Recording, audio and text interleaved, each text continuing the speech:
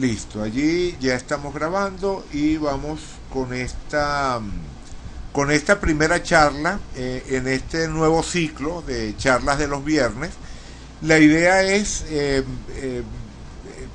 a menos que se presente algún inconveniente o por alguna razón yo no logre preparar nada, la idea es reunirnos semanalmente. O sea, la idea que tengo, por lo menos en este momento, es volver a abrir este espacio como lo tuvimos hace unos años. Hace unos años nos reuníamos regularmente todos los viernes, un grupo, lo hicimos durante un buen tiempo y me gustaría intentar rescatar esa dinámica, ¿no? Esa dinámica, ese espacio.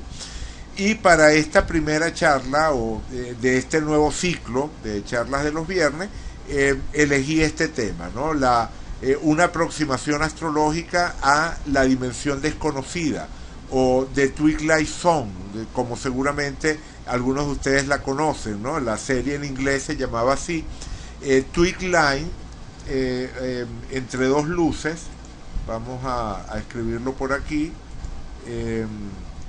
La expresión en inglés Twilight, esta es la expresión que ellos usan para referirse al crepúsculo y es una expresión muy hermosa realmente, ¿no? Se refieren al crepúsculo como ese espacio entre dos luces, ¿no?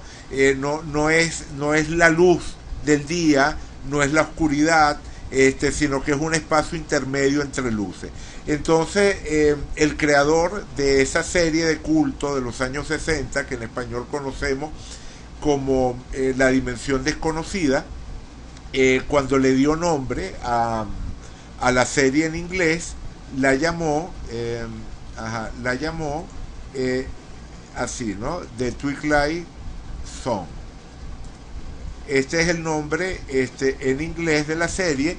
La zona, o sea, literalmente la traducción al español sería la zona del crepúsculo o la zona crepuscular, ¿no? Sería la traducción.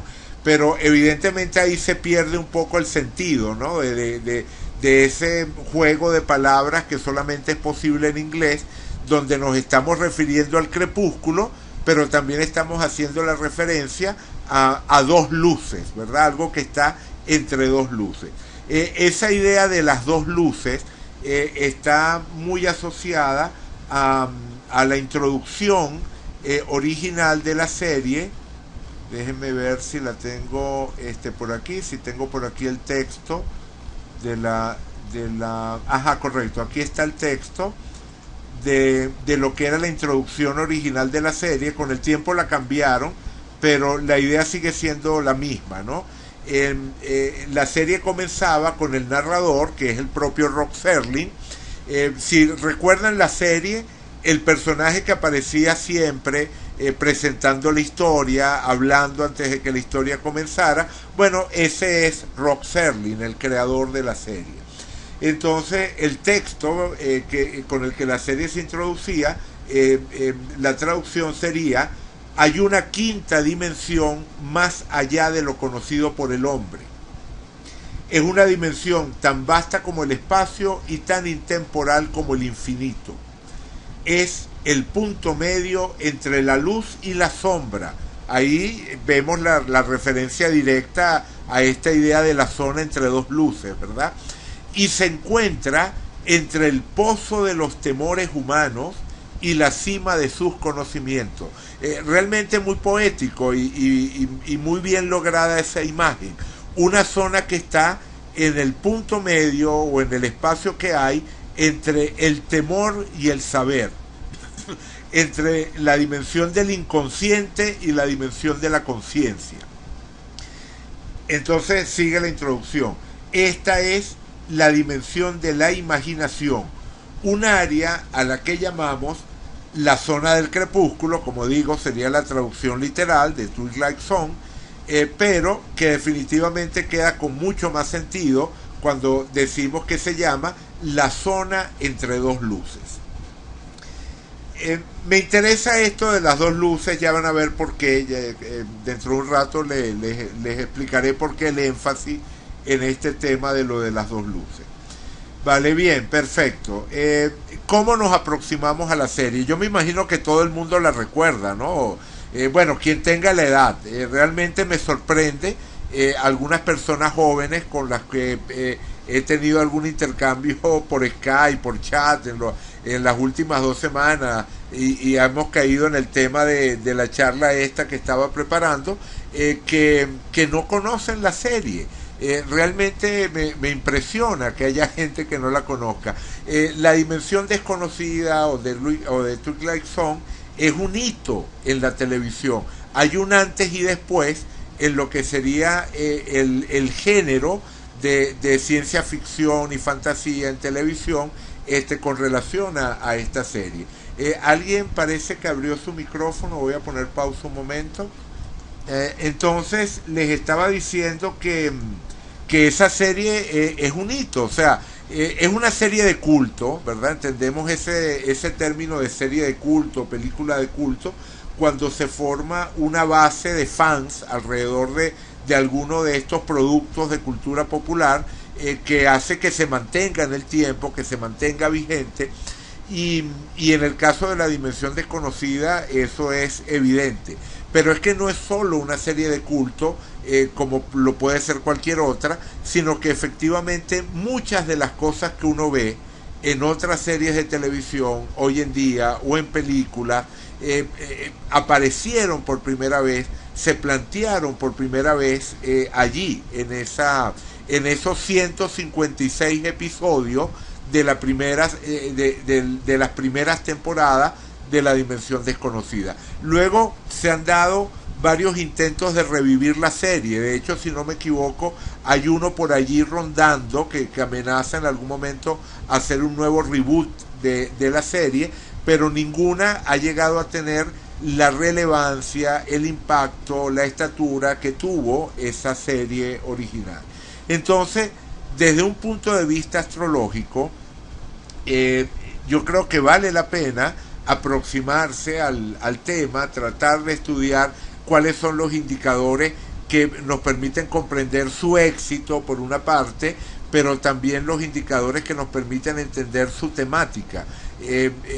Yo me imagino que todos también están familiarizados con el formato, ¿verdad? En cada episodio se presentaba una historia unitaria. Es lo que hoy en día suelen llamar una serie de antología, ¿no? Son series en las cuales no hay una historia que se va desarrollando capítulo a capítulo, sino que cada historia comienza y termina en sí misma. Y normalmente se trata de adaptaciones de cuentos de escritores famosos de ciencia ficción o fantasía. Muchas veces se trata de historias que fueron adaptadas por el propio Rod Serling, y en algunas ocasiones son historias originales de Serling. Pero Serling no fue el único guionista, trabajó con un grupo de varios guionistas, y algunos de los episodios más memorables de la serie no fueron de Serling, sino de alguno de esos colaboradores. Vale, bien. Ok, entonces, ¿cuáles son las vías a través de las cuales nos podemos aproximar a este tema? Fundamentalmente dos. Una es la carta natal del creador, ¿verdad? Rod Serling. Ver qué cosas podemos entender en esa carta, podemos ver en esa carta, que nos ayuden a comprender al personaje y a su obra. Y por la otra, podemos buscar la fecha de nacimiento de la serie.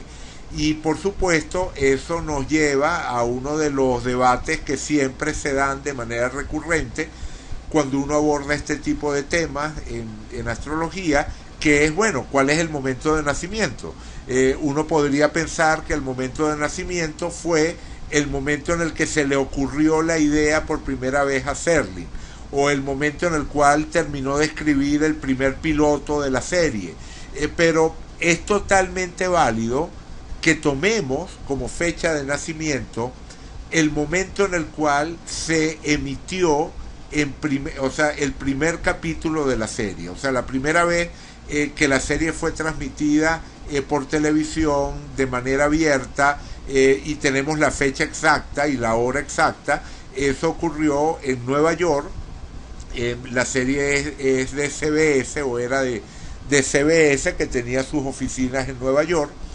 Y la serie se transmitió el 2 de octubre de 1959 a las 10 de la noche.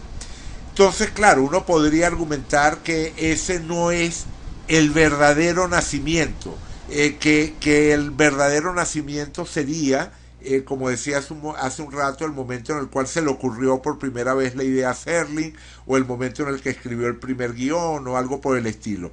Pero eso nos lleva a una discusión similar a la de la carta de nacimiento versus la carta de concepción. Uno puede imaginar cualquier momento previo a esa a esa primera emisión del programa, como una carta de concepción. Ustedes me imagino que conocen ese debate, ¿no? El debate entre la carta de concepción y la carta natal. ¿Alguien lo ha oído mencionar? ¿Alguien sabe a lo que me estoy refiriendo? Bueno, pareciera que no. Ajá, Mauricio lo conoce, Orieta lo conoce. Exactamente, es un debate muy común. Básicamente la idea tiene que ver con que en el origen de la tradición astrológica hay algunos testimonios de algunos astrólogos, no de todos, pero sí hay algunos astrólogos clave que hacen mención directa al tema. En astrología clásica se hace la carta prenatal. Bueno, sí, bueno, no exactamente, Orieta. La carta prenatal podría ser que te estuvieses refiriendo a la carta del eclipse prenatal, por ejemplo, ¿no? Pero hay una carta que evidentemente es prenatal, que es la carta de concepción, ¿ok? Es la carta de la concepción, y se la conoce de esa manera, ¿no? Como la carta de la concepción. Y esa carta de la concepción sería la del momento en el cual ocurrió la concepción.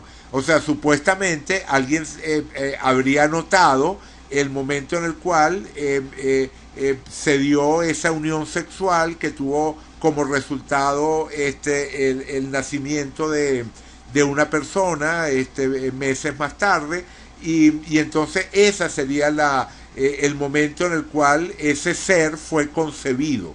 Por supuesto sabemos desde la óptica moderna que eso realmente no es así. O sea, que el hecho de que ese acto sexual que dio origen posteriormente al nacimiento haya ocurrido en un determinado momento, no significa que ese es el momento en el cual ocurrió la fecundación del óvulo, ¿verdad? El momento en el que el espermatozoide llega al óvulo.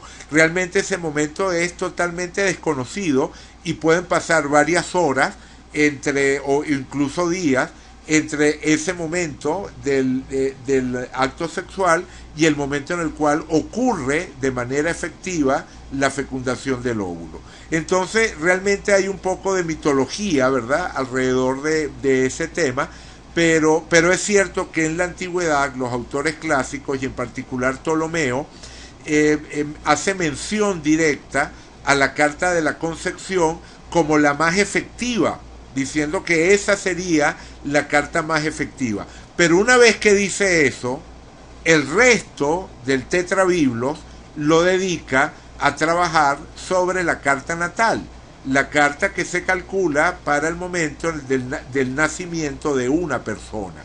Y es sobre esa carta natal que se construye, digamos que el 99% de la astrología horoscópica, que es la astrología que nosotros utilizamos para estudiar las tendencias de una persona a través de su carta natal. Entonces, como digo, en el debate clásico, y sin negar la validez, o sea, con esto no estoy diciendo que lo de la carta de concepción sea un concepto que haya que desechar. Lo que estoy diciendo es que, en primer lugar, hay cierta mitología alrededor del tema de la concepción, y segundo, que en la práctica la mayor parte de los astrólogos de la antigüedad trabajaban con la carta del nacimiento y no con la carta de la concepción. Y el razonamiento era que la carta de nacimiento también funcionaba y que si no se tenía la de la concepción, uno tenía que trabajar con lo siguiente mejor. Y lo siguiente mejor era la carta del nacimiento. Bueno, para mí, un programa de televisión nace en el momento en el que es transmitido por antena abierta. En ese momento en el cual, Mauricio pregunta, ¿el tiempo de gestación previa al nacimiento es la casa 12?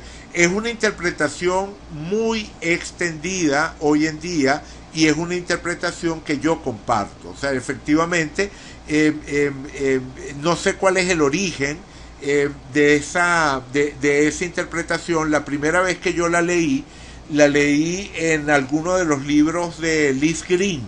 En alguno de los libros de Liz Green, ella hablaba de la casa 12 asociándola con el tiempo de la gestación y utilizando ese lineamiento interpretativo de ella. He llegado a constatar cosas impresionantes, cosas como por ejemplo una casa 12 afligida con elementos de violencia y efectivamente una gestación en la cual la madre fue sometida a algún tipo de violencia física o psicológica, ¿no? Entonces el correlato entre el periodo de gestación y la casa 12 lo he podido atestiguar en muchas ocasiones.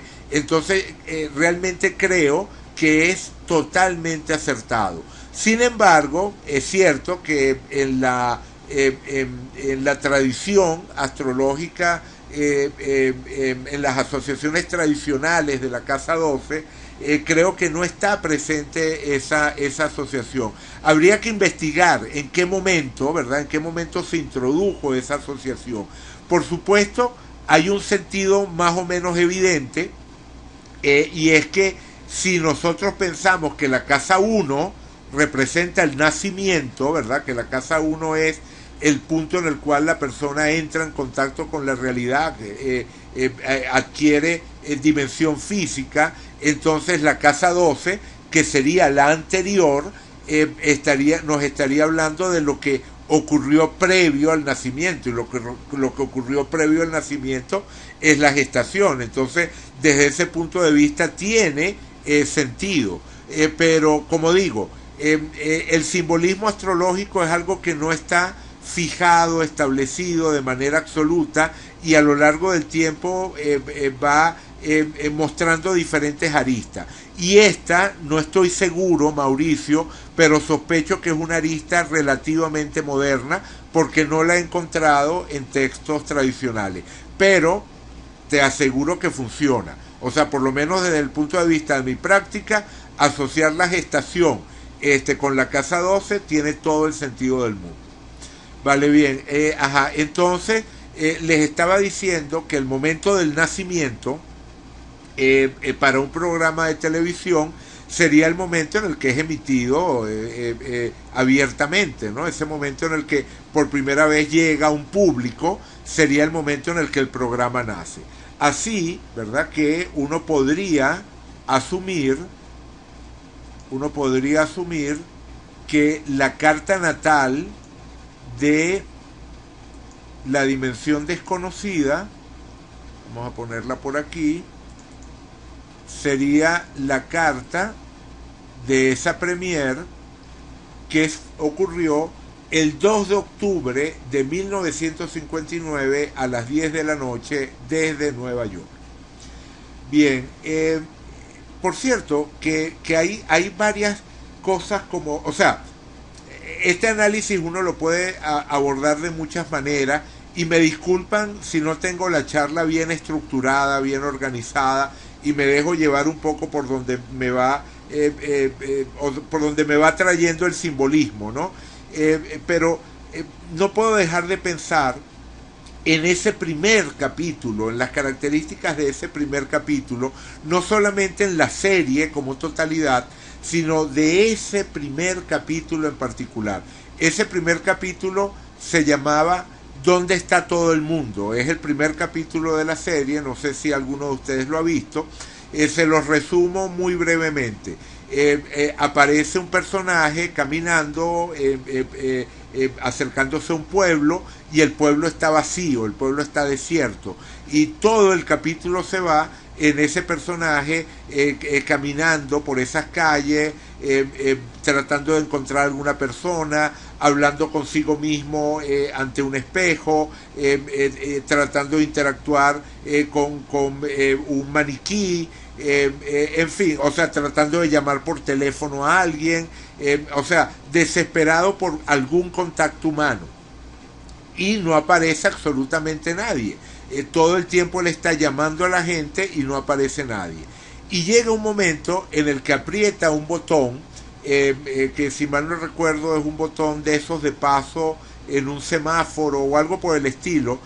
Lo cierto es que ese botón que él está apretando resulta que realmente en la realidad, porque todo esto ocurre en la imaginación de nuestro personaje, en la realidad corresponde a un botón de pánico dentro de una cápsula en la cual se encuentra la persona, porque él realmente es un astronauta que está siendo entrenado para soportar largos periodos de soledad y de ausencia de estímulos en el espacio, y entonces se ha refugiado en ese mundo de fantasía, y en ese mundo de fantasía está buscando algún contacto humano. Y entonces toca el botón de pánico, se ven los militares que lo han estado observando, lo sacan de allí, lo sacan en una camilla y se da toda la reflexión sobre la necesidad de contacto humano, la necesidad de compañía que tenemos, ¿verdad? Como especie. Digamos que nuestra condición de seres gregarios, ¿no? Y cómo eso nos afecta, y el capítulo termina. Déjenme buscarlo por aquí. Anoté también, a ver, déjenme ver si lo tengo. Ajá. El capítulo termina con estas frases.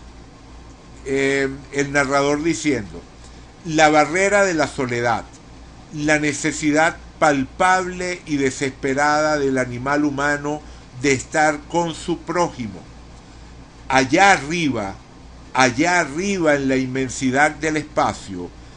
Y mientras el narrador dice esto, allá arriba en la inmensidad del espacio, la imagen es la imagen del espacio y se ve como una especie de galaxia espiral, que también uno lo podría ver como una especie de ojo que observa, o de abismo, una imagen de galaxia espiral de esas típicas, ¿no? Como de nebulosa espiral. Esas imágenes espaciales en blanco y negro, por supuesto, la serie se transmitía en blanco y negro, pero da esa imagen que también es un poco como abismal, ¿no? Entonces el narrador diciendo: allá arriba en la inmensidad del espacio, en el vacío que es el cielo, arriba hay un enemigo conocido como aislamiento. Se sienta allí en las estrellas esperando con la paciencia de eones, esperando para siempre en la zona entre dos luces, ¿no? Vale, bien. Y así termina ese capítulo. ¿Alguien lo vio? ¿Alguien lo vio? O nada más que por curiosidad? El único fanático de la dimensión desconocida soy yo aquí, ¿no? Por lo visto. Carolina lo vio. Ok, vale. Bueno, por lo menos hay una persona que lo vio. No importa que no lo hayan visto, evidentemente. En cualquier caso, hoy en día, a través de YouTube, uno tiene acceso a cualquier cantidad de materiales de ese estilo, ¿no? De programas de televisión clásicos, o quienes quieran descargarse la serie a través de este mecanismo que se llama torrent, que seguramente algunos de ustedes conocen. La serie completa se puede descargar en torrent y ocupa, qué sé yo, 5 o 6 gigas, no es nada, no es particularmente grande. Vale, bien, perfecto. Regresemos acá. ¿Por qué me tomé el tiempo para contarles ese primer episodio? Porque cuando uno ve esta carta, la carta del primer episodio que se transmitió de la dimensión desconocida, una de las cosas que más llama la atención es ese quirón en el medio cielo, ¿verdad? Ese quirón en el medio cielo en Acuario. Ustedes recuerdan que Acuario es el signo fijo de aire, es decir, es el más aéreo de todos los signos, es el signo que busca seguridad que en el mundo de las ideas, y precisamente por eso se le suele asociar a las ideas de avanzada, pero también como a ese vuelo, ¿verdad? De la abstracción, del pensamiento, y modernamente asociamos Acuario con Urano, que era precisamente el dios del cielo estrellado. Y además sabemos que Acuario tiene una asociación muy directa con la astrología. Entonces, cuando uno piensa en ese capítulo de la dimensión desconocida y en esa imagen final donde se ve desde abajo, donde la cámara está como enfocando al cielo, y cuando enfoca al cielo se ve esa galaxia espiral y esa voz que dice que allá arriba hay un enemigo que está esperando, y ese enemigo que está esperando se sienta allí con una paciencia de one, y que de alguna manera representa una herida, ¿verdad? Un daño potencial, un enemigo potencial del ser humano. Bueno, wow, ¿no les parece que tiene un correlato simbólico súper claro, súper directo, con ese Quirón justo en el medio cielo en Acuario?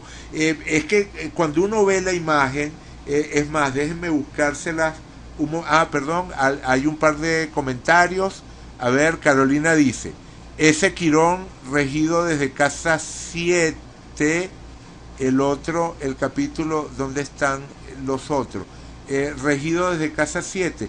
¿Por qué dices regido desde casa 7, Carolina? ¿Tú piensas que Quirón rige a Sagitario? No, perdón. Regido desde, ok. Que el regente está en la 7.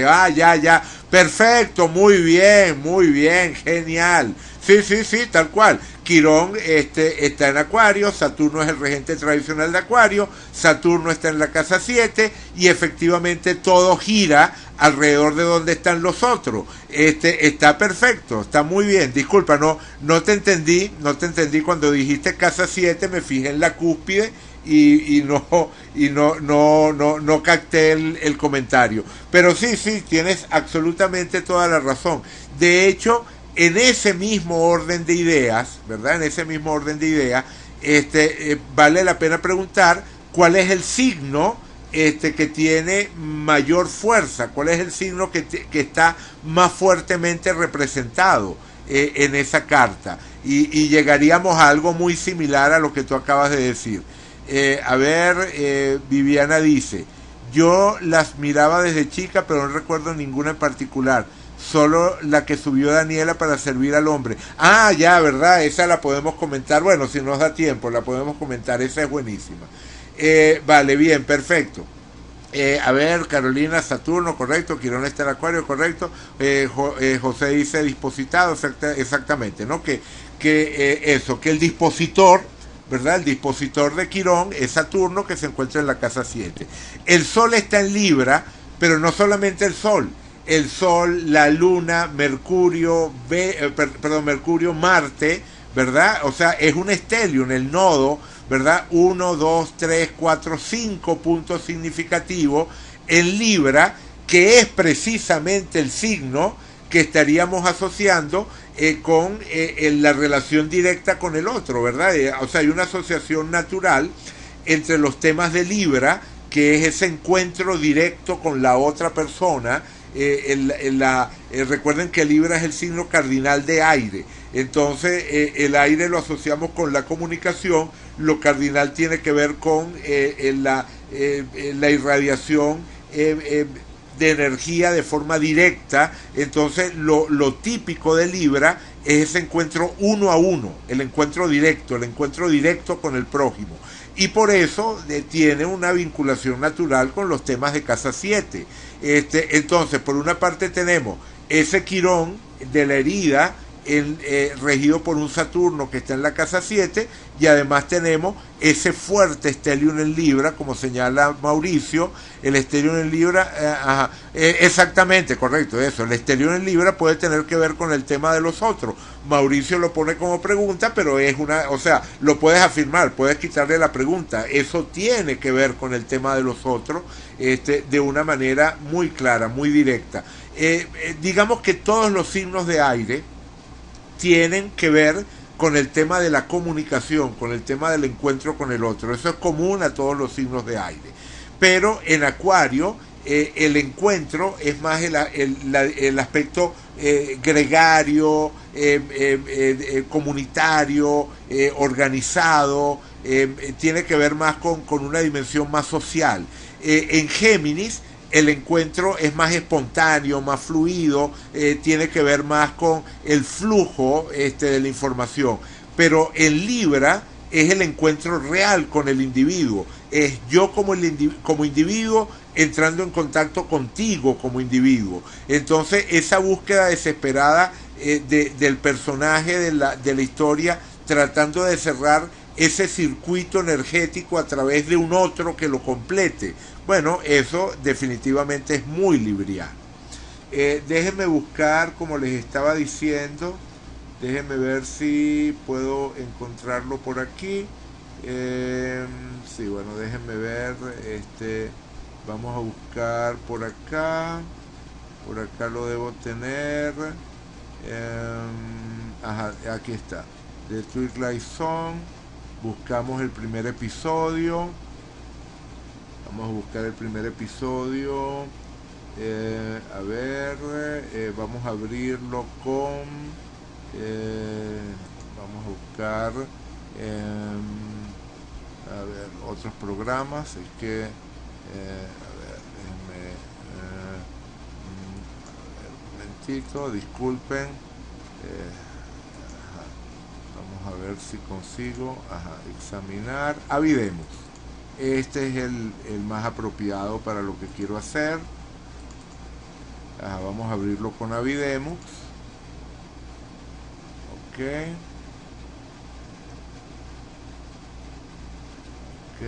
Bueno, ahí no quería cambiarlo todo, pero bueno, ni modo. Me disculpan. Ok, aquí está. A ver, aquí está. Perfecto. Ahí está.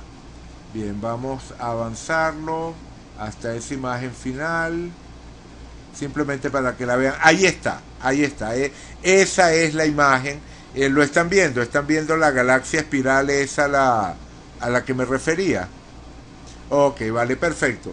Bueno, esa es, ¿verdad?, la imagen que me recuerda de manera inmediata ese Quirón en Acuario en el medio cielo. Cuando uno ve ese episodio y ve el final, trasladando la cámara hacia esa visión cenital, ¿verdad?, hacia el cielo, y con ese narrador hablando de ese enemigo que está entre las estrellas, que le puede hacer daño al ser humano y que espera allí, y entonces uno piensa en la carta. Bueno, como digo, el simbolismo de ese Quirón en Acuario es como demasiado directo.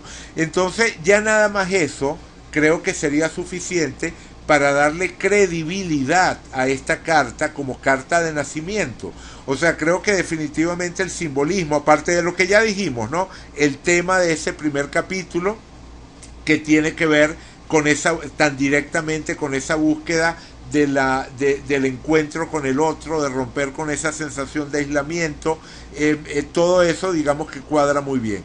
Pero más allá de la aplicación directa de este simbolismo a ese capítulo en particular, yo creo que aquí estamos encontrando claves que son aplicables al conjunto completo de la serie. A ver, Mauricio escribió algo por aquí, vamos a ver, nos dice: nota al pie, el sistema de casas, con el sistema de casas de Placidus, el eje que se intersecta es Libra Aries y en Porfirio Virgo Piscis. Sí, es correcto. Yo prefiero trabajar con Porfirio, Mauricio. Evidentemente hay, digamos, ¿cómo podríamos decirlo? Temas, ¿verdad? De decisiones que todo astrólogo debe tomar con respecto a su caja de herramientas. Y yo comencé por Placidus, como yo creo que la mayor parte de la gente comenzó por Plácido.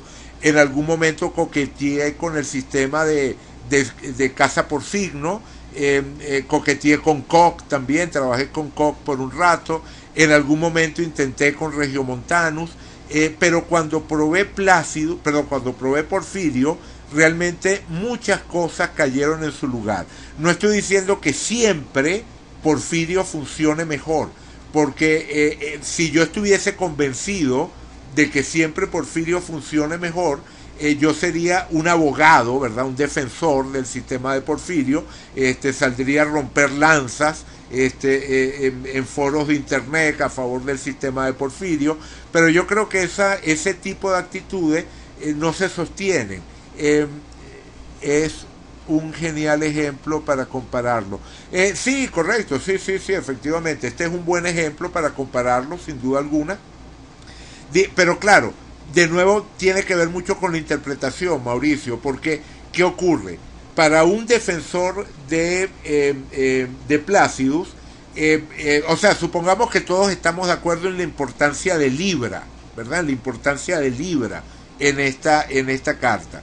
Para un defensor de Porfirio, el hecho de que Libra no esté intersectado por Porfirio sería un argumento a favor del sistema de Porfirio. Pero para un defensor de Placidus, el hecho de que Libra quede intersectado también lo tomaría como un argumento a favor del sistema de Placidus, porque claro, en astrología, que algo esté intersectado o que algo o que algo no esté intersectado, o sea, las dos condiciones pueden ser un punto de partida para desarrollar una interpretación. Es decir, todo tiene que ver con la interpretación que tú desarrolles a partir de allí, y por supuesto que son distintas, pero ambas son posibles, ambas se puede desarrollar un discurso coherente en los dos sentidos. Por ejemplo, si yo defiendo a Placidus y digo que el eje Libra-Aries está intersectado, entonces yo estaría cargando las tintas sobre la dificultad de expresar los elementos librianos. Entonces estaría, digamos, como diciendo, y esto es todavía más fuerte, o esto es todavía más importante, porque el signo está intersectado, y lo cual habla de esa lucha por tratar de llegar a expresar algo que no es fácilmente expresable. Mientras que desde la otra óptica, la de Porfirio, uno dice, bueno, en este caso no está intersectado, lo cual tiene consistencia con la importancia que observamos del simbolismo de este signo en este caso. Te das cuenta de que realmente no es posible llegar a una argumentación convincente, sólida, universal, sino que siempre el astrólogo tiene que tomar alguna decisión y ser consistente con las decisiones que toma.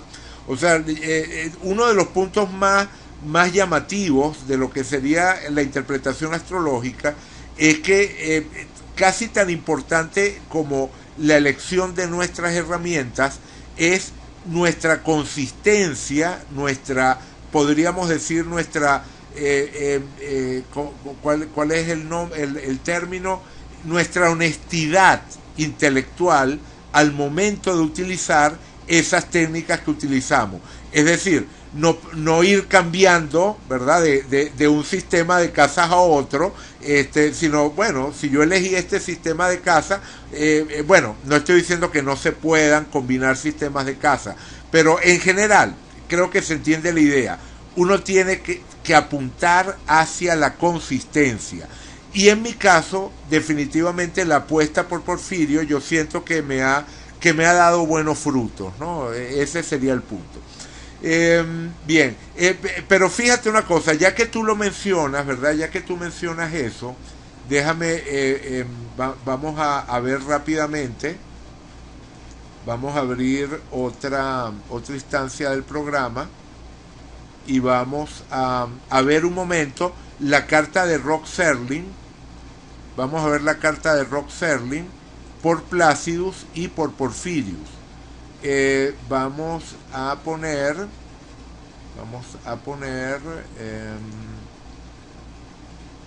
porque ese es otro ejemplo que también es interesante en la misma onda que acabas de colocar tú, de comparar, ¿no?, los dos sistemas de casa. Y aquí yo creo que la balanza se inclinaría hacia Placidus, siendo honestos, ¿verdad? De nuevo, la balanza en este caso de Rock Serling se inclinaría hacia Placidus. ¿Por qué lo digo? Vamos a verlo aquí. Este es Rock Serling por Porfirio. Y vamos a ver si puedo poner las dos versiones. Creo que es posible, creo que lo puedo hacer. Si yo creo, vamos a ver si lo puedo hacer. Voy a poner en la segunda rueda, voy a poner Porfirio. Esto nunca lo he hecho, pero vamos a intentarlo. En la segunda rueda estoy poniendo Porfirio. En Event Data creo un segundo set de datos, separo los dos sets de datos, y en el segundo set de datos quito la carta natal y pongo los tránsitos, y como tránsitos coloco la misma carta de Serling. En dirección de aspectos, para la segunda pongo de la 3 a la 3. Ok, vale, perfecto. Bueno, me hubiese gustado. Ya. Y vamos a poner. Ya creo que lo puedo lograr. Creo que falta nada más un pasito para conseguirlo. Para que queden igual. Lo único que tengo que hacer es poner los datos de Serling también en la carta primaria del segundo set de datos, y ya, ahí está, perfecto. Ahí las puedo comparar, y vamos a ver si 13, 14, no, 13, no, ¿por qué no lo hizo? Bueno, nada, me disculpan, di muchas vueltas y al final el programa no, pensé que el programa, si yo colocaba en casas, perdón, es que no lo he cambiado. La segunda es la que quiero poner por Placidus, no lo he cambiado. Vamos a ver si ahora sí lo hace. Sí lo hizo. Genial. Tengo la carta de Rock Serling a la izquierda y a la derecha. Es la misma carta. La única diferencia es que la carta de la izquierda, la que tiene los ejes en azul, está por el sistema de Porfirio, mientras que la carta de la derecha, la que tiene los ejes en rojo, está por el sistema de Placidus. Y fíjense que Rock Serling es un personaje que está caracterizado por su escritura, por el tema de la comunicación, el tema guionista, productor de televisión, trabajó en radio, en fin, fue una persona para la cual el aspecto comunicacional fue evidentemente muy importante. Y fíjense que en ambas cartas el Sol aparece en la casa 2, pero Mercurio en la carta con el sistema de Porfirio aparece a 5 grados, a más de 5 grados de la cúspide de la casa 3. Mientras que en la carta por Placidus, Mercurio aparece a 2 grados, ¿verdad? Sería, un poquito más de 2 grados de la cúspide de la 3. Ustedes saben que la regla general es que si un planeta está a menos de 2 grados de la cúspide de una casa, uno considera que se manifiesta en esa casa en cuya cúspide se encuentra. En este caso, un Mercurio a 2 grados de la casa 3 se manifestaría hacia la casa 3, casa de la comunicación, mientras que un Mercurio a 5 grados de la casa 3 sería un Mercurio en casa 2. Por supuesto, aquí entra otro factor. ¿Será que la hora de nacimiento de Serling es realmente confiable? Pareciera que lo fuese, es la hora que está en su partida de nacimiento, y en la partida de nacimiento aparecen las 3 horas y 7 minutos. Eso de que aparezcan 7 minutos en lugar de 10 minutos o 5 minutos o la hora en punto, sugiere que realmente alguien estaba observando un reloj y tomando nota de la hora, y entonces uno puede decir, wow, es muy probable que esta hora sea una hora confiable.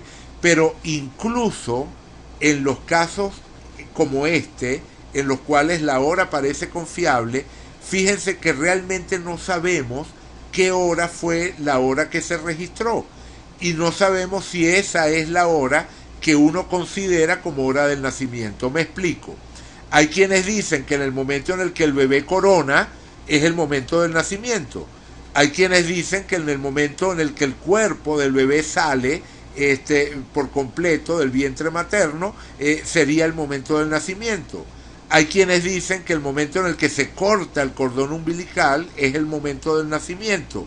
Y hay quienes dicen que el momento de la primera respiración es el momento del nacimiento. Entonces, ¿cuál fue el momento que se anotó? Esas 3 y 7, suponiendo que son exactas, ¿qué reflejan? ¿Cuál de esos instantes reflejan? ¿Reflejan ese instante que nosotros creemos que es el momento del nacimiento o no? Porque incluso, y además, si reflejaran el que nosotros creemos, ¿cómo podemos estar tan seguros, al 100% seguros, de que tenemos razón y es ese momento del corte del cordón o de la primera respiración o del momento de la coronación del bebé? Allí hay un elemento, de nuevo, ambiguo, misterioso. Yo tengo mi opinión. Yo creo que el momento es el momento del corte del cordón umbilical, pero sé que es solamente mi opinión. O sea, y creo que una de las cosas más importantes para evitar fanatismos en astrología es separar aquellas cosas que opinamos, aquellas cosas que creemos, de aquellas cosas que podemos afirmar como elementos estructurales sólidos, y porque las dos cosas están muy mezcladas. Entonces, retomando el hilo de lo que venía diciendo, el punto es que en este caso el argumento de cuál de las dos cartas funciona mejor, o sea, cuál de los dos sistemas de casa funciona mejor, pareciera inclinarse a favor de Placidus. Y estoy seguro de que este no es un caso aislado. Hay muchos casos, yo también recuerdo casos que he visto en los cuales Placidus funcionaba mejor.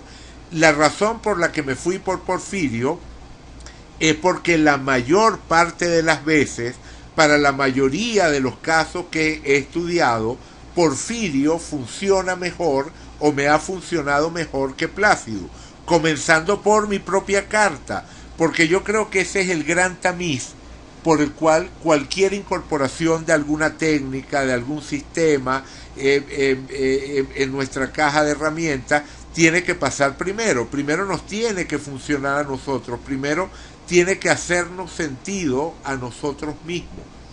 Y para mí, mi carta con el sistema de Porfirio funciona mejor que mi carta con el sistema de Plácido.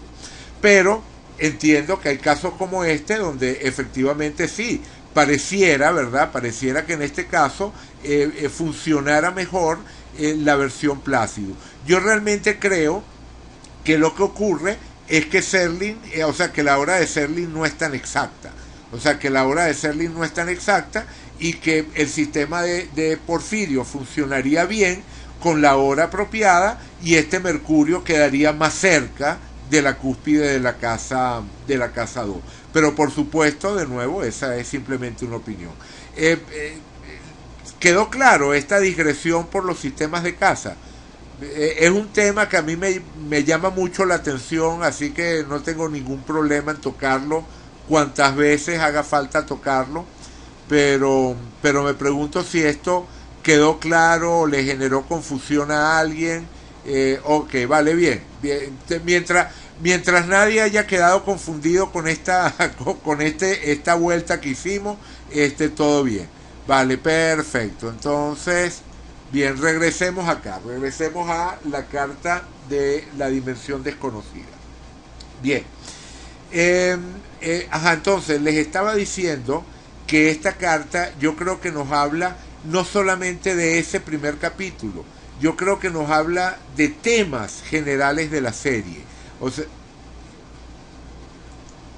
ajá, entonces eso, la idea es que aquí tenemos temas generales de la serie y yo creo que uno de los temas de la serie tiene que ver con eso, con la comunicación, con la búsqueda de contacto con el otro, con el tema de la soledad.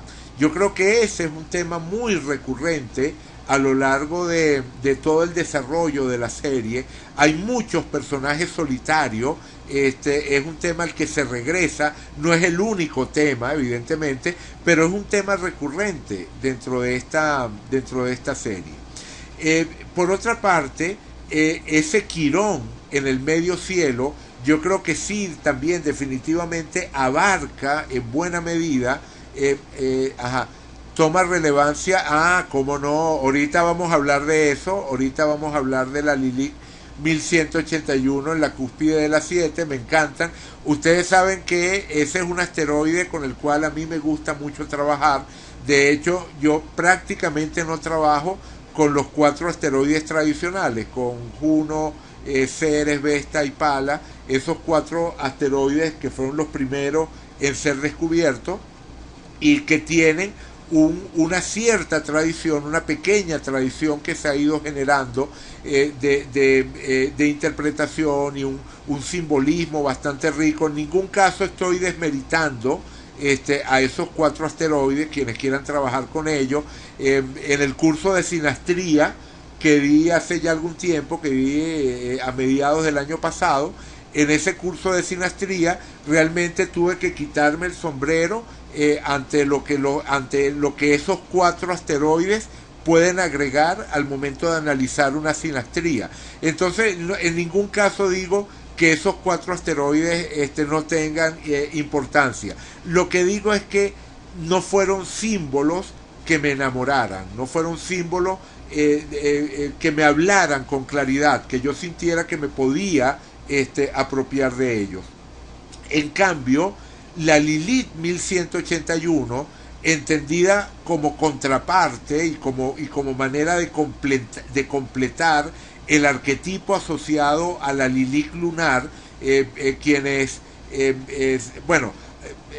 repito esto, que muchos de ustedes ya conocerán, pero para quienes no estén familiarizados con este enfoque, a mí me gusta trabajar Lilith, el arquetipo de Lilith desde 3 ángulos. La Lilith natural, la Lilith osculatriz y la Lilith 1181. La Lilith 1181 es el asteroide, la Lilith natural sería el polo vacío de la órbita de la órbita elíptica de la Luna, el foco vacío, perdón, de la órbita elíptica de la Luna, pero calculada a través del método de interpolación, no del método de promedio, sino del método de interpolación. Y la Lilith osculatriz sería como una especie de satélite de la Lilith natural, pero que comparte un cierto espacio simbólico con ella, que es simplemente otra manera de calcular el mismo punto, pero que al final encontré que tenía relevancia. Entonces la idea básica es que la Lilith natural es como una especie de sombra de la luna, literalmente una luna negra, mientras que la Lilith osculatriz sería una sombra de Venus, una especie de Venus negra. Y entendiendo siempre que la idea de oscuridad tiene que ver más con represión que con un juicio de valor, ¿no?, sobre el contenido del arquetipo. Y entonces entre ellas dos se movía lo que podíamos describir como la imagen de la femme fatale. Pero resulta que cuando uno estudia el arquetipo de la femme fatale, hay un arquetipo complementario que es la femme fragile, tal cual como en las telenovelas, ¿no?, que está la mala de la novela y está la buena de la novela. La mala de la novela suele ser una femme fatale con mucha fuerza, con una gran conexión con su sexualidad, que sabe lo que quiere. Bueno, esa es Lilith. Mientras que la buena de la novela suele ser sacrificada, entregada, moralmente superior. Bueno, esa es la Lilith 1181. Quienes quieran profundizar en ese tema, hay una serie de videos en mi canal que se llaman 3 caras de Lilith. y allí tienen eso bastante desarrollado. Me permito o me permití esta presentación del tema para, bueno, para beneficio de quienes no están familiarizados con ese enfoque que manejo, y por ese comentario de Carolina, ¿verdad? Donde señala el hecho de que Lilith 1181 está en conjunción con la cúspide de la casa 7, ¿verdad? Está en un ángulo de la carta, igual que Quirón. Los dos indicadores angulares de esta carta son Quirón y Lilith 1181. Por el hecho de estar en ángulos de la carta, adquieren relevancia los dos, y efectivamente me voy a referir a ese asteroide dentro de un ratico. Pero quiero comenzar por Quirón. El tema de la herida, ¿verdad? El tema de la herida como hilo conductor de la dimensión desconocida.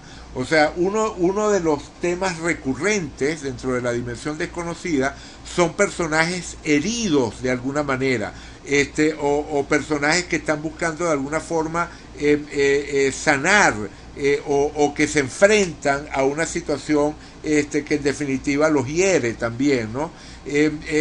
Los ejemplos son muchísimos. Podemos utilizar el primero que me viene a la mente, que es el que ya nos compartió Daniela, el enlace en el foro de River, ¿verdad? No sé quiénes de ustedes ya, Viviana lo vio, no sé si alguien más vio ese capítulo de la dimensión desconocida que compartió Daniela en el foro del grupo, que se llama Para servir al hombre, o sí, sería la traducción, ¿no? Vale, Ana lo vio. Que es buenísimo, ¿verdad?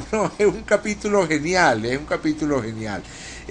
donde llegan unos extraterrestres que ofrecen villas y castillas y quieren ayudar a la humanidad, y bueno, son una cosa fantástica, y tienen una especie de Biblia de la cual dejan una copia, y entonces hay un grupo de humanos que está tratando de descifrar lo que significa realmente ese libro que ellos dejaron allí, y logran descifrar la primera parte del libro, el título, y el título es para servir, o sea, servir al hombre sería, vamos a poner en español, servir al hombre. Y entonces efectivamente eso es muy consistente con todo lo que ellos están ofreciendo, de ayudar, de dar tecnología, en fin, una cosa maravillosa. Y resulta que ellos se están llevando gente de la Tierra a su planeta natal para que lo conozcan, para que lo visitan. Y hay uno de los personajes que trabaja en esto de tratar de descifrar el libro, que termina aceptando esa invitación de los extraterrestres y se está montando ya en la nave para irse, y cuando se está montando en la nave para irse llega su ayudante, que por fin ha logrado descifrar el libro, y le dice que no lo haga, que se baje, que no se monte en esa nave, porque el libro se llama Servir al Hombre, y el resto del libro lo que es un libro de cocina. Entonces la idea es servir al hombre como almuerzo, ¿no? Como cena, servirlo como plato. Entonces nada, es genial el capítulo. El guión está basado en un cuento, no recuerdo ahorita el autor del cuento original, pero la adaptación del cuento está hecha por Rod Serling, y uno puede tomar para buscar relaciones con la carta de Serling, tanto los guiones de los capítulos que él escribió, como también aquellos que adaptó, porque evidentemente por algo eligió ese cuento, ¿no? También habría allí una relación. E incluso yo creo que buscar relaciones entre la carta de Serling e incluso con capítulos, ¿verdad? Que él no escribió, también tendría sentido. Hay, por ejemplo, un capítulo muy famoso, que ahorita no recuerdo, el hombre que aúlla, es un capítulo muy famoso. Ese capítulo no lo escribió Serling, pero yo creo que uno podría también aproximarse a ese capítulo del hombre que aúlla a través de la carta de Serling. Bueno, pero regresando a nuestra carta de aquí, ¿no? La carta de la premier del programa. Bueno, yo creo que resulta más o menos evidente cómo hay otra variante, cómo se metamorfosea ese Quirón en el medio cielo, en esa imagen de los extraterrestres que están llevándose al hombre para cocinarlo, ¿verdad? Que quieren, no sé, hacer ceviche de ser humano o cualquier cosa de ese estilo. Bueno, el punto es que allí otra vez tenemos ese elemento quironiano, potencialmente heridor, flotando, ¿verdad? Como atmósfera en el cielo. Y de la misma manera que estoy mencionando este ejemplo, podemos encontrar cualquier cantidad de ejemplos de programas, de capítulos de la dimensión desconocida, en la que reconocemos esa presencia continua de Quirón en el medio cielo. Sobre todo porque fíjense que ese Quirón no solamente está en el medio cielo, ese Quirón le está haciendo trígono a Mercurio. Quirón aparece en el grado 23, minuto 09, Mercurio está en el grado 20, minuto 26, así que tenemos un trígono de 2 grados 43 minutos, un trígono muy exacto, un trígono de menos de 3 grados. Yo no sé si ustedes saben que en la antigüedad, en la tradición astrológica, los aspectos, o cuando se daban aspectos de menos de 3 grados, se describían como con un nombre que era colesis, y de alguna forma se entendía que eran aspectos especialmente fuertes. Es cierto que en la tradición astrológica se trabaja con orbes muy grandes, ¿no?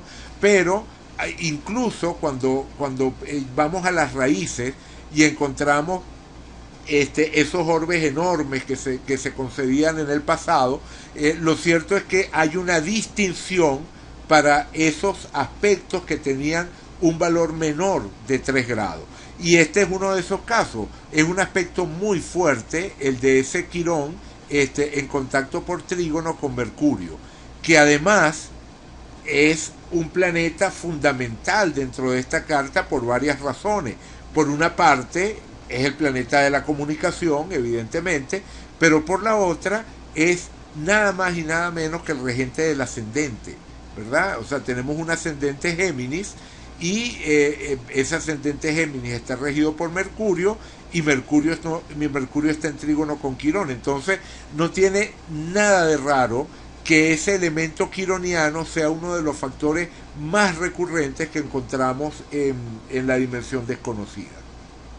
Pero por otra parte está la Lilith 1181, como mencionaba Carolina. La Lilith 1181 nos remite, como les comentaba, al tema de la entrega, de la solidaridad, de la ayuda al prójimo, en su sentido positivo. Y ese es también un valor que se suele rescatar dentro de los capítulos de la dimensión desconocida. La persona que ayuda a otro, el tema de la acción movida por lo que podríamos entender como valores humanos, búsqueda de solidaridad, es algo que también vamos a encontrar. Pero este es un asteroide que no se limita a una expresión positiva, igual que Quirón tampoco se limita a una expresión negativa. O sea, evidentemente también podemos encontrar a Quirón en todos aquellos capítulos en los cuales reconocemos la búsqueda de sanación, la búsqueda de corregir algún desequilibrio. La idea de corregir un desequilibrio es una idea muy quironiana. Bien, pero en el caso de Lilith 1181, el lado negativo del asteroide tiene que ver con la polaridad víctima-victimario. En su lado positivo es la entrega, la ayuda al otro, que puede llegar al sacrificio, pero pasado cierto punto ya no es que estoy ayudando o me estoy sacrificando voluntariamente por otro, sino que me convierto literalmente en la víctima de un sacrificio. Y entonces el asteroide puede funcionar en las dos maneras. Yo puedo convertir al otro en víctima mía, o puedo convertirme en víctima del otro. La polaridad victimario, o sea, víctima-victimario, sería el lado extremo negativo de Lilith 1181. Y esa polaridad también va a ser súper común. Recuerdo, por ejemplo, un capítulo que gira todo alrededor de las víctimas de los campos de concentración, en la que los fantasmas de los que murieron en el campo de concentración se le presentan al personaje, al nazi que está regresando al campo, como recordando sus viejas glorias, y entonces lo someten a juicio y terminan castigándolo. Bueno, allí está todo el tema de la herida quironiana, por una parte, pero de la polaridad víctima-victimario también de manera muy clara. Entonces sí, efectivamente ambos indicadores están reforzados. Fíjense una cosa, me acabo de dar cuenta de algo. Me gusta mucho la dinámica, cómo hemos ido avanzando, avanzando o dando vueltas, ¿no? No sé si realmente, pero, o sea, tengo muchísimo material que había preparado y que simplemente no me va a dar tiempo de cubrir en el tiempo que nos queda. Nos quedaría una media hora, poco más de media hora de charla, y definitivamente no me va a dar tiempo de cubrir todo lo que falta. Así que lo que vamos a hacer es que la semana que viene vamos a continuar hablando de este mismo tema, entendiendo que la dimensión desconocida y la carta de la Premier y la carta de Rod Serling son simplemente excusas para hablar de astrología. O sea, no es que esto significa que nos vamos a meter obsesivamente y analizar cada detalle de estas cartas, sino simplemente que vamos a utilizarla como excusa, ¿verdad? Como punto de encuentro para seguir conversando, como lo hemos venido haciendo, sobre temas astrológicos. Y en ese sentido, antes de cerrar esta primera sesión, quiero hablarles un poquito o sea, todavía no hemos terminado esta carta, o sea, evidentemente hay cosas que decir de ella, todos esos planetas en la casa 5 asociados a un programa de televisión, lo cual, por supuesto, por lo menos el Sol en esa casa va a ser común más o menos entre, digamos, las 8 y las 10 de la noche, ¿verdad? Entre las 8 y las 10 de la noche es común que esté, que el Sol por lo menos esté en la casa 5, y por algo ese es el prime time, ¿verdad? Por algo los programas de máxima audiencia se suelen colocar más o menos por esa zona, y digamos que no es una excepción el caso de la dimensión desconocida. Pero en este caso, lo que llama la atención es que la Luna, Mercurio, Marte y Neptuno y el nodo norte están todos también allí en la casa 5. Entonces, definitivamente resulta muy afortunado ese énfasis en casa 5 en la carta natal de un programa de televisión. A ver, Orieta dice: Eduardo, esta carta de inicio daría información del resto de la programación de la serie para comparar con ellas los otros capítulos. Sí, es lo que vengo haciendo. Como te digo, en los capítulos que mencioné antes, incluso hay capítulos que son de otras temporadas. El de Para Servir al Hombre, por ejemplo, es de la tercera temporada. Y en ese capítulo de Para Servir al Hombre, yo creo que se nota la presencia de Quirón y la presencia de Lilith 1181. El tema de la herida y el tema de la víctima, ¿verdad? Están clarísimos en ese de Para Servir al Hombre. O sea, yo creo que esta carta no nos habla solo de ese primer capítulo, nos habla de toda la serie. Ajá, también Urano en casa 3 nos habla de la comunicación de cosas novedosas y revolucionarias, y está en sextil con el ascendente. Totalmente de acuerdo, Catalina. Totalmente de acuerdo. Efectivamente, ese Urano en casa 3 está estratégicamente colocado. Igual que otra cosa estratégicamente colocada en esta carta, de esas cosas que maravillan, es la conjunción de Venus y Plutón, ¿verdad? La conjunción de Venus y Plutón, siendo Venus regente de toda la energía Libra. ¿verdad? Tenemos ese superénfasis en Libra que habíamos mencionado y resulta que Venus, regente de Libra, está en conjunción con Plutón, que es el planeta de las experiencias extremas, intensas, de vida o muerte, de todo o nada, y ese es uno de los temas recurrentes de la dimensión desconocida. La persona a la que le cambia la vida totalmente en un instante, de una manera extrema, que se ve confrontada a una situación de blanco o negro. Eso es, en buena medida, esa Venus y Plutón tan cerca del fondo de cielo. De hecho, cuando en la presentación se habla de ese pozo de los temores humanos, ese pozo de los temores humanos no les recuerda esta Venus y Plutón en el fondo del cielo, están igual que ese Quirón está allí en lo alto, ¿verdad? Y de alguna manera ese Quirón también nos habla de esa cumbre del conocimiento humano, a la cual se refiere la introducción de la serie. Esta conjunción, o sea, cuando digo cumbre del conocimiento humano asociándolo a Quirón, estoy hablando de que ese conocimiento humano también tiene un elemento atormentador, difícil, áspero, de herida. El conocimiento humano siempre es incompleto y siempre representa una aspiración. Entonces, lo podemos identificar muy bien con el mediocielo Acuario, pero creo que el Quirón también le queda bien para describir ese aspecto de esa imagen que se usa en la presentación. Pero definitivamente, donde creo que no hay ninguna duda, es que la conjunción Venus-Plutón resuena con esa imagen del pozo de los temores, ¿verdad? Ese pozo de los temores humanos definitivamente vibra con esa imagen de Venus y Plutón, siendo Venus regente del Sol. Vale, bien. A ver, Orieta dijo Neptuno sextil Venus, regente de Libra, perfecto. Neptuno sextil, o sea, Neptuno, que es el regente de Libra, está en sextil a Venus y nos habla de la fantasía, ¿verdad? Nos habla de la fantasía, del mundo de lo no tangible, de esa realidad que se desdibuja frente a nosotros. Totalmente de acuerdo. Regente de Libra y Saturno en trígono con ese mismo, exactamente, tal cual. Saturno, ¿verdad? Haciéndole trígono a Venus y Neptuno también haciéndole trígono a Venus. Totalmente de acuerdo. Carolina dice, Eduardo, ese Venus en caída, ¿cómo completa el panorama? Ah, bueno, sí, ¿no? Efectivamente, es una Venus en Virgo, es una Venus que está en caída y evidentemente eso también está vibrando con toda esa idea del foso, ¿verdad? O sea, la idea es el foso de los temores humanos. O sea, todo lo que acecha en los rincones de la psique y que de alguna manera uno experimenta como amenazante. Continuamos, ahí seguimos grabando.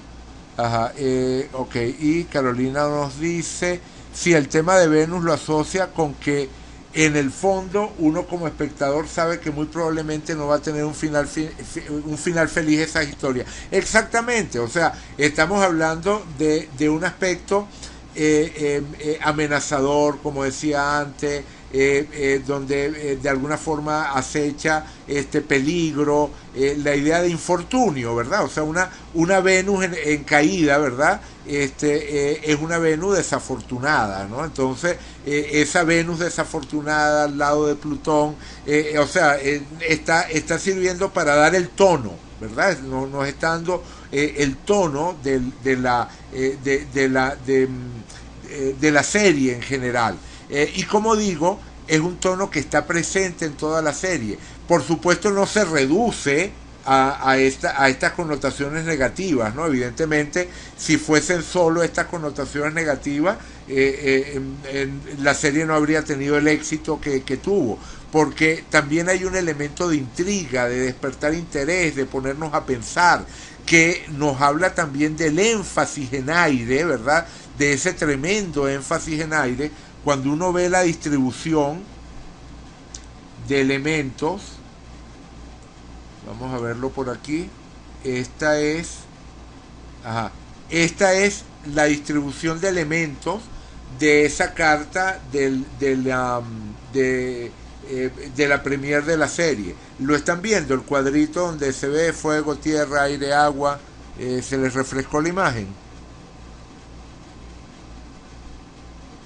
Sí, ok, perfecto. Ajá, bueno, fíjense la inmensa concentración en aire.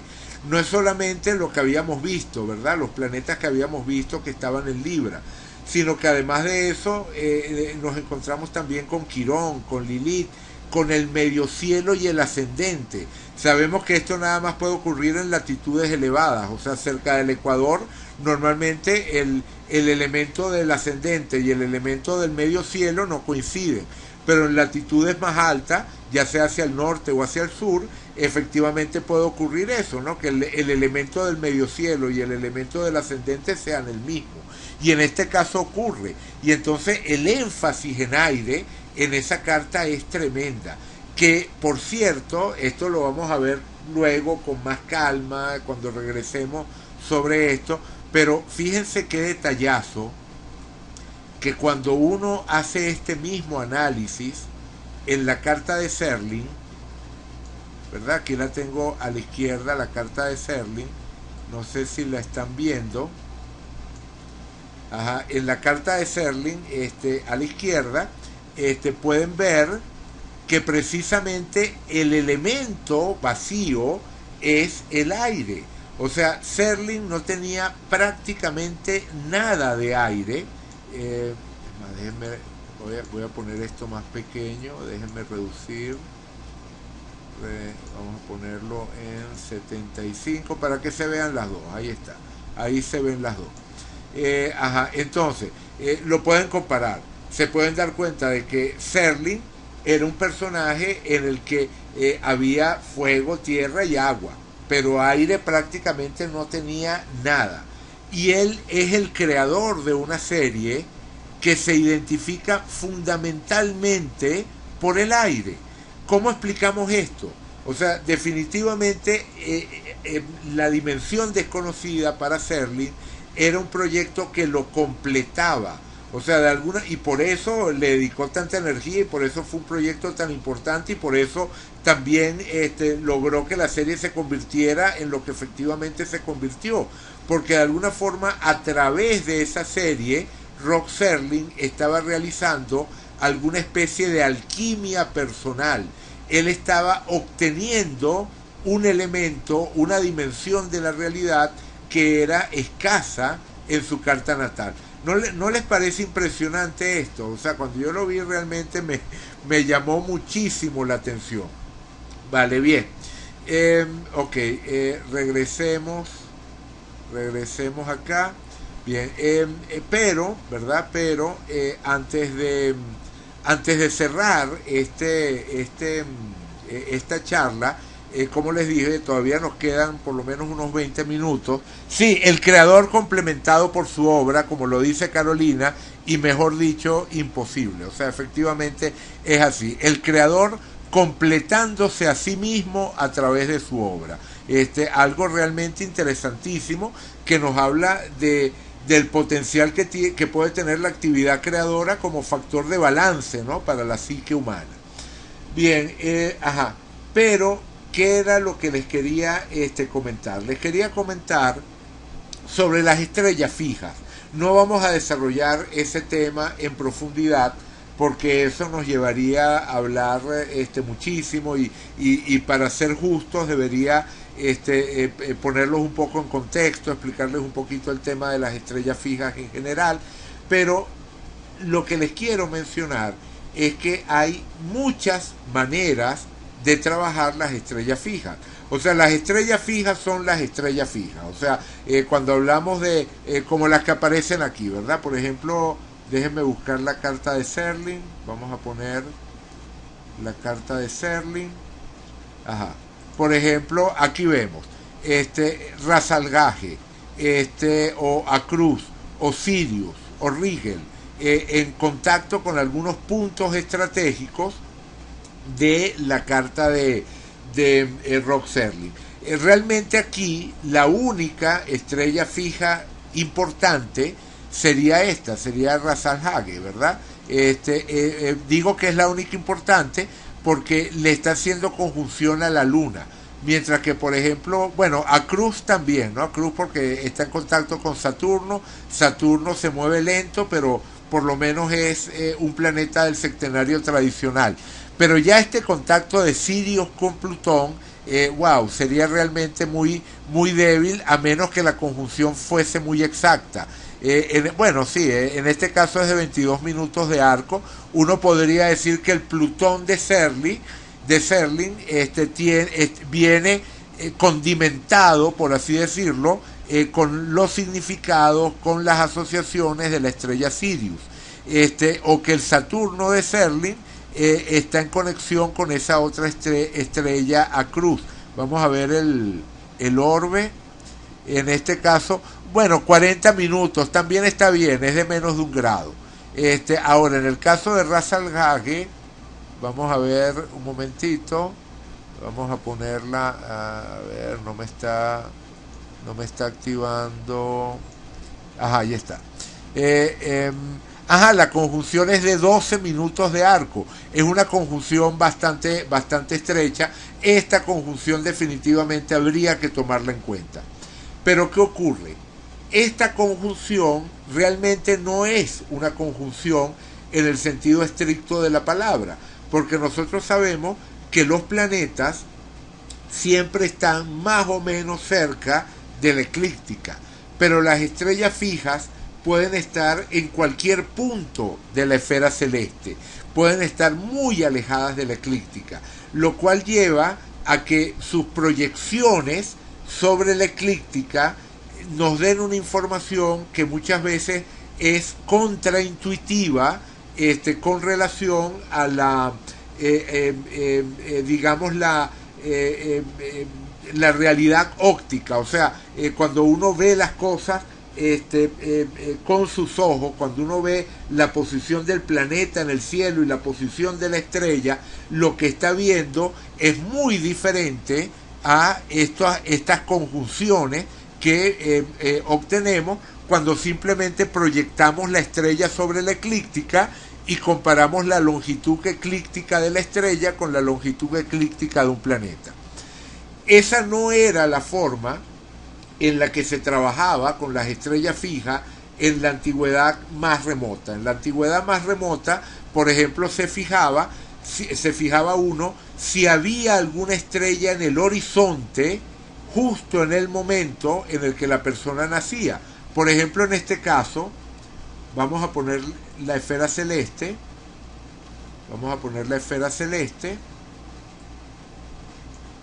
Vamos a poner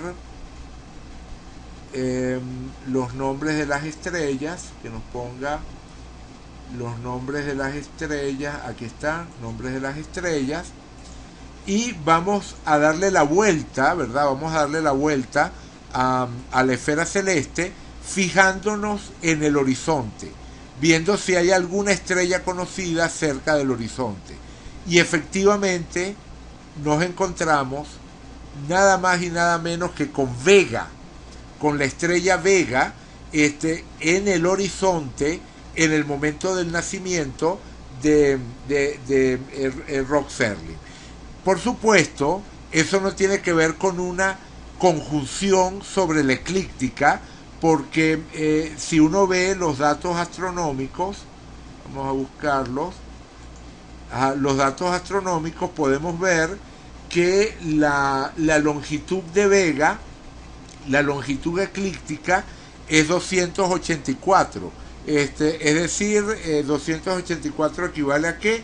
A ver, Capricornio es el décimo signo, le restamos 1 es 9, 9 por 3, 12, 27, 270, esto es Capricornio, ¿verdad? 284 sería Capricornio, sería el grado 14 de Capricornio. O sea, Vega, desde el punto de vista eclíptico, se encuentra en Capricornio. Por lo tanto, ¿verdad? No tiene absolutamente nada que ver, no tendría absolutamente nada que ver con un ascendente Escorpio, ¿verdad? Uno asocia el horizonte con el ascendente y por lo tanto lo estaría asociando con el grado 7, minuto 54 de Escorpio, que es el que vemos aquí. Pero, como acabamos de ver en la esfera celeste, en el momento en el que nacía Rod Serling, la estrella Vega estaba justo en el horizonte. Y la estrella Vega es una de esas estrellas importantes. Entonces uno puede buscar el significado de esa estrella. Vamos a buscarlo un momentito. Vamos a buscarlo. Hay varios autores que nos pueden hablar del tema de las estrellas fijas, por supuesto. Está el clásico Vivian Robson, ¿verdad? Hay un libro clásico de Vivian Robson que se llama Las estrellas fijas y las constelaciones.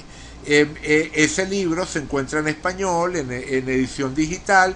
Es un libro imprescindible, es un libro que es importante que ustedes tengan, un libro de consulta, pero definitivamente yo prefiero 1000 veces la versión de Brady, de Bernadette Brady, las interpretaciones que hace Bernadette Brady, a las interpretaciones de Robson, aunque sea importante tomar en cuenta las interpretaciones de Robson, que hace una investigación en la tradición, en el imaginario tradicional asociado a las estrellas fijas.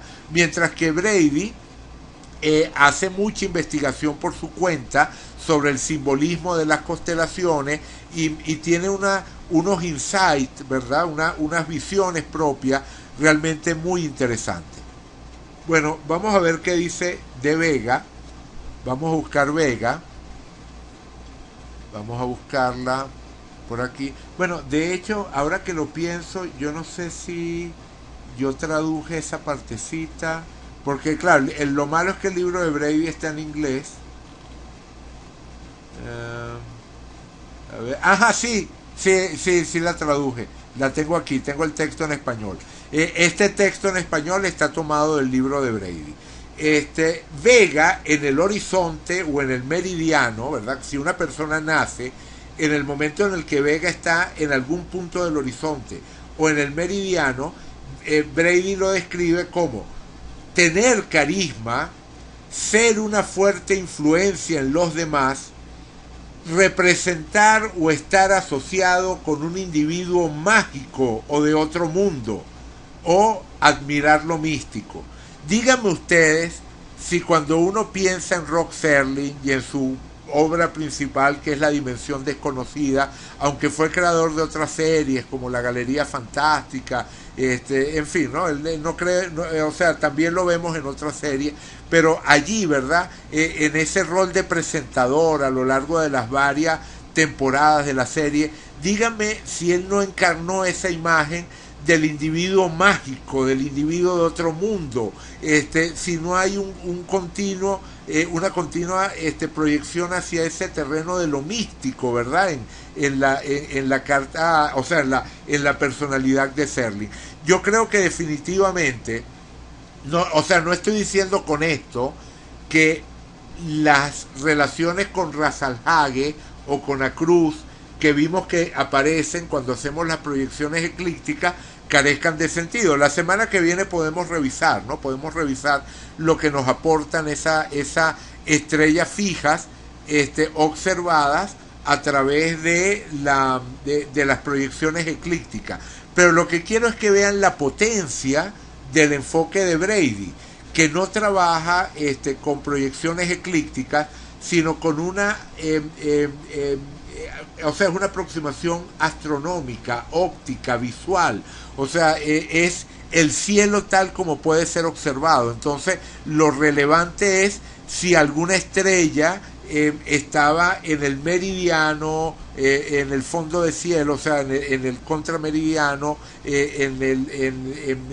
o sea, si estaba ascendiendo, si se estaba poniendo, si estaba sobre el horizonte. O sea, lo que en griego se llamaba, bueno, la palabra moderna es parans, pero esa palabra es traducción de una palabra griega que si no me equivoco es algo así como paranatelonta o algo por el estilo. La semana que viene se los tengo bien averiguado y se los coloco ahí escrito para que lo tengan, pero lo que digo es que es un enfoque diferente, es un enfoque que no tiene que ver con hacer proyecciones eclípticas, sino que tenía que ver con trabajar las estrellas tal como el astrólogo de la antigüedad las veía en el cielo, y definitivamente eso tiene su encanto, ¿verdad?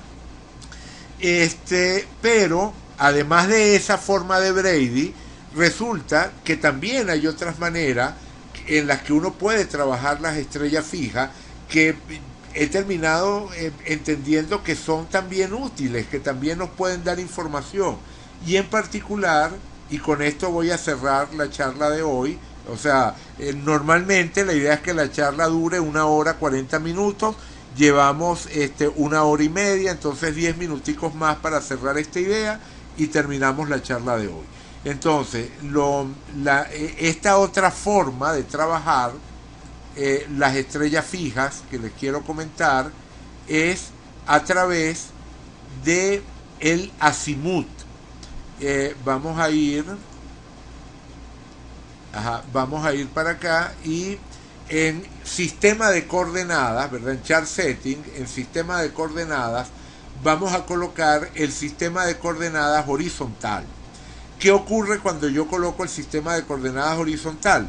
Que ya no estoy hablando de signos, ¿verdad? Cuando yo utilizo el sistema de coordenadas horizontal, ya no estoy ubicando los objetos en signos, los estoy ubicando en grados en el horizonte, porque eso es el azimut. Lo que estamos es viendo el azimut del planeta, que es su proyección sobre el horizonte local. Esto es especialmente interesante porque el horizonte local y las variaciones del horizonte local son muy sensibles a los cambios de tiempo y lugar. Es decir, un pequeño cambio de lugar o un pequeño cambio en el tiempo modifican ese horizonte local y por lo tanto modifican el azimut, lo cual significa que dos personas que hayan nacido con una distancia muy corta, digamos de 5 minutos, tendrían estrellas fijas diferentes, ¿verdad? O sea, las estrellas, los contactos con estrellas fijas, cuando los medimos a través del azimut, son muy sensibles a las variaciones del tiempo y por lo tanto son muy personales, son muy propias. Y en este caso, la más importante sería Suben el Genubi. Suben el Genubi es, es una de las dos de los dos pesos de la balanza de Libra.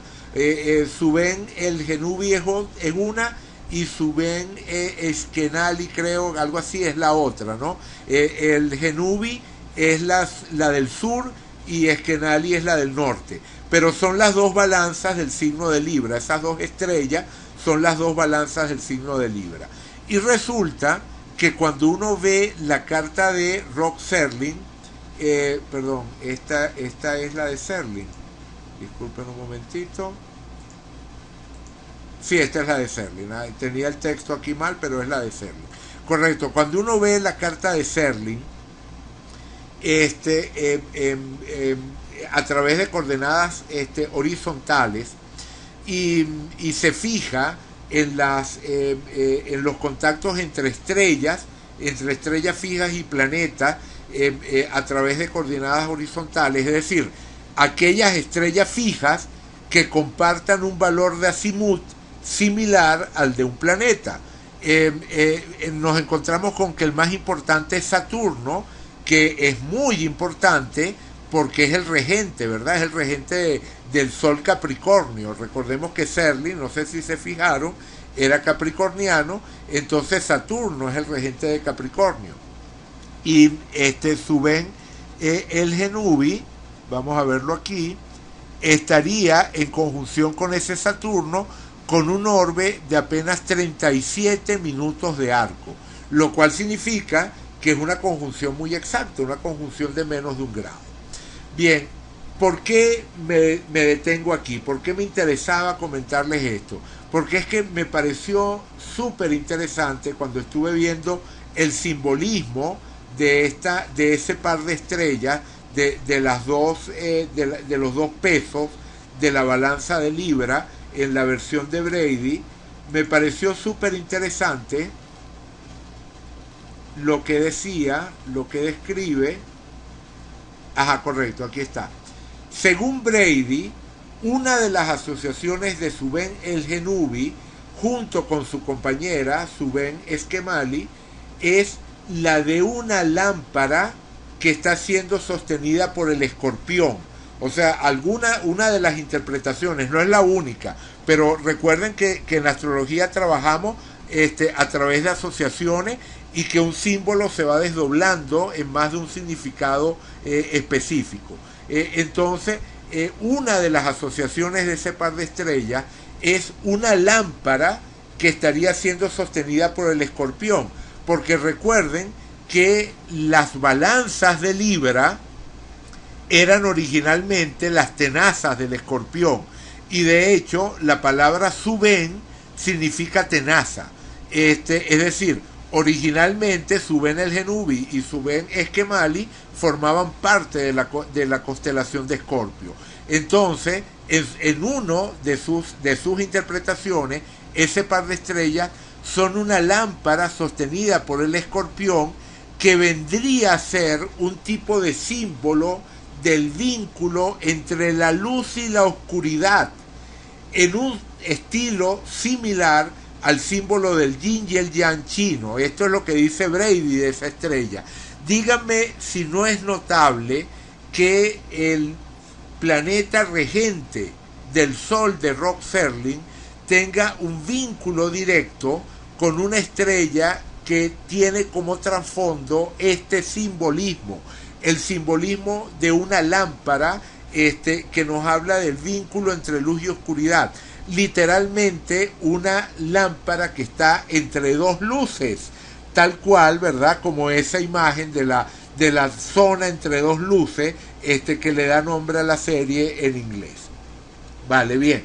Yo lo dejaría hasta aquí, no quería terminar sin mencionarles esto, pero luego la semana que viene hablaremos un poquito más de estas estrellas fijas, de otras asociaciones, pero esta me parecía importante que la tuvieran clara. ¿Verdad, Viviana? Que es notable, ¿no? Es notable, realmente me gustó mucho cuando lo vi. Bien, genial, qué bueno, me alegra que les haya gustado. Tenemos unos minuticos en caso de que alguien tenga alguna pregunta, algún comentario. Yo no tengo problema en quedarme conversando un ratico más, pero digamos que doy por cerrada la parte de exposición para quienes quieran desconectarse ya, que yo sé que para algunos de ustedes ya es tarde. Entonces, pero si hay alguien, como digo, que tiene alguna pregunta, comentario, duda, podemos quedarnos un ratito. Igual, si no hay nadie, también lo podemos dejar hasta aquí. Vale, perfecto, parece que... Catalina tiene una pregunta. Tengo una pregunta práctica con respecto al momento del nacimiento. Vale, bueno, venga, dime tu pregunta. Si quieres puedes abrir el micrófono y decirla de viva voz o escribirla como tú prefieras. Viviana dice, el viernes que viene, si vas a hablar de algún capítulo, ¿podrías decir cuál para verlo? No, bueno, sí, ok, está bien, vale. No lo había pensado. O sea, hace unos meses, cuando me bajé toda la serie, me la vi completica, de comienzo a final. Hice un maratón que duró varios días viendo Dimensión Desconocida, y realmente me reenamoré de la serie viéndola. Entonces, por eso hablo de uno, de otro, salto de uno a otro. Pero tienes razón, ¿no? Podría valer la pena hacer una selección, seleccionar algunos capítulos y pasarle los enlaces a ustedes para que los puedan ver. Vale, bien, lo tomaré en cuenta. Mauricio pregunta, ¿dónde se puede conseguir el libro de Brady? Bien, lo pueden conseguir, no estoy seguro, déjenme, vamos a River un momentito, voy a River, vamos a biblioteca no, a library. Yo no sé si lo subí a library. Vamos a ver aquí, topics, a ver, vamos a revisar las casas, pareciera que no lo he subido, no lo estoy viendo. La combinación de influencias estelares, no lo he subido, pero no tengo problema, lo puedo subir aquí, Mauricio, porque, porque ese lo escaneé yo, ¿no? El libro lo tenía, lo escaneé yo, entonces no te puedo dar un enlace ya de una vez de descarga, lo tengo que subir y ponerlo. Entonces vale, no hay ningún problema, lo comparto allí en Library, está en inglés, como ya sabe, el de Roxon sí está en español, y de Brady hay dos libros. Hay uno que sí se consigue bastante en ediciones digitales, que se llama Las Estrellas Fijas. O sea, creo que simplemente el título es Las Estrellas Fijas. Y está el otro, que es que yo estaba usando, que es las combinaciones de estrellas y planetas. Hay que tener los dos, o sea, hay que usar los dos en combinación. Vale, pero en todo caso voy a subir ambos libros al foro Library en River, y de allí los puedes descargar. Ok, y bueno, y si el de Roxon no lo han subido a biblioteca, lo subo a biblioteca para que también puedan descargar ese que está en español. Vale, bien, ok, seguimos por acá. Eh, ajá. Eh, Catalina dice, ajá, tiene que ver con el nacimiento de un negocio. ¿Sería mejor tomar el día de la apertura antes que el día que se firme una escritura o algo así? Wow, es muy buena pregunta, Catalina, muy buena pregunta. Normalmente, con un negocio, uno suele tomar la fecha del registro, la fecha en la que se registró el negocio. Pero efectivamente, la fecha de la inauguración o la fecha de la primera factura. O sea, recuerdo que alguna vez trabajé con un negocio donde la persona había guardado la primera factura, y fue con la fecha y la hora de esa primera factura que hicimos la carta, y funcionó bastante bien. Pero lo que podemos decir es que cada uno de esos momentos son momentos significativos, y cada una de esas cartas tendría un potencial. La pregunta real sería cuál funciona mejor, porque en principio cualquiera de esas cartas podría tener claves importantes para la evolución de ese ente, ¿verdad? Que es el negocio. Pero lo tradicional, lo más común, lo que se suele hacer con más frecuencia, es tomar la fecha del registro, no tanto la fecha de la apertura del local al público. La apertura del local al público puede ser ambigua, ¿no? Puede no estar muy claro exactamente cuándo fue que el local se abrió al público. En cambio, la primera factura sí sería como mucho más fácil de ubicar. La primera vez que el negocio generó un ingreso, esa sería sin duda alguna una forma de nacimiento. Y el registro, el momento en el que se registró la empresa, ese también sería un momento válido. Vale, bien. Ajá, seguimos por acá. Ajá, Orieta, excelente como siempre, Eduardo. Ya haremos nuestro maratón de Dimensión Desconocida. Vale, genial. Ok, Mauricio, gracias, genial. Gracias a ti por estar allí. Ajá, si no, en Bernal 27 en Facebook puede pedir y tiene muchos libres. Ah, no conozco. Ok, vale, voy a buscar ese dato, Bernal 27, pongo Bernal 27 en Facebook y así lo busco, ¿no? Vale, lo voy a tener en cuenta, a ver qué consigo por allí. Vale, bien, ajá, Mauricio pregunta, la casa 7 podría interpretarse como los espectadores. Wow, que mira, en principio no me asalta ese, o sea, no veo ese simbolismo evidente, no lo veo como evidente, porque la carta es la carta del programa, y la casa 7 entendida como la relación con el otro, estaría implicando cierta bidireccionalidad, cierta condición uno a uno, que no es la condición del espectador, ¿verdad? O sea, el espectador, el espectador no es realmente un individuo con el cual esta entidad que está cerrando un circuito energético en términos individuales, ¿no? O sea, sería una buena pregunta, ¿dónde encontramos al espectador? En la carta de un programa de televisión, ¿dónde está el espectador? Y lo primero que me viene a la mente es la casa 12, ¿okay? Lo primero que pienso es en la casa 12 por la idea de lo colectivo. O sea, la casa 12 muchas veces tiene que ver con una experiencia de masa que carece de condición individual, ¿no? Y los movimientos colectivos en general están asociados a la 12. Entonces, como casa, en primer lugar pienso en la 12 más que en la 7. Pero no estoy descartando tu interpretación, Mauricio, tengo que pensarlo un poco, ¿verdad? Tengo que pensarlo un poco, porque es cierto que hay una condición de impacto, ¿verdad? De emisión de un mensaje que impacta al otro, donde efectivamente podríamos pensar en la idea de las 7, ¿verdad? Como algo que toca a un otro que es un individuo real. Y que allí sí, ¿no? Podríamos pensar en el espectador, pero lo que ocurre es que cuando pienso en el espectador de un programa de televisión, lo veo más como un colectivo que como un individuo.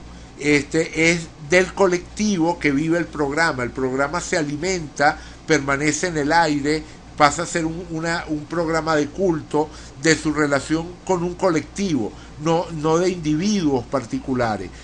Yo vería más la 7 como el tema de la casa 7, o sea, la importancia que pueden tener los temas de casa 7, como lo dijimos antes cuando estábamos interpretando en el programa, más que ver en la casa 7 al espectador. Pero tiene sentido y por supuesto de alguna manera estamos entrando un poquito en ese tema de las cartas horarias y las cartas o sea, y las casas derivadas y ese tipo de cosas, y es un tema interesante para pensarlo.